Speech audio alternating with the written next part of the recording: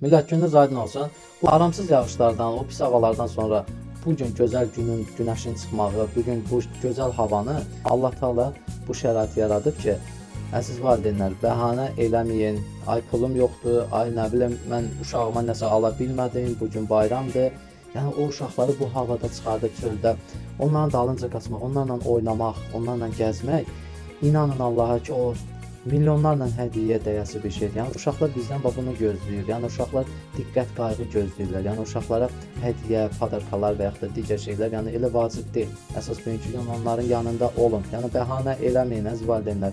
Bütün valideynlərə yaxşı imkan arzulayıram ki, uşaqlarına ürəklər istədiyi kimi hər şeyi ala bilsinlər. Yəni uşaqlara bəzi istəklərini, yəni ki, təmin edə bilsinlər. Əsas odur ki, canımız sağ olsun. Vallahi deyirəm, uşaqlar salamat olsun, sağ olsunlar. Yəni onların başqa bir hansısa bir sıxıntıları olmasın, sağlamlıqla bağlı yerdə qalan hər şey düzələcək, vallahi deyirəm. Əsas odur ki, uşaqlara diqqət, qayğı göstərin. Maddiyyat hər dəqiqə hər şey demək deyil. Və buradan da o uşaqlarından, balalarından uzaq olan valideynlərə Allahdan səbir diləyirəm. Biri işlə bağlı, yəni ki, qıraqdadır, biri azad həyatda deyil, dustaq həyatıdır.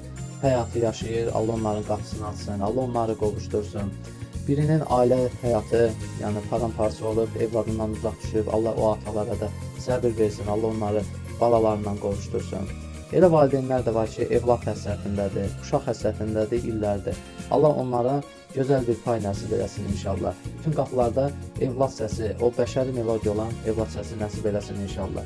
Allah sizləri qorusun, gözəl balalar. Öz evladımın timsalında bütün balaları öpürəm, başda da şəhid ailələrinin balaları olmaqla. Allah sizləri qorusun, bayramınız mübarək. Var olun, Azərbaycan xalqı.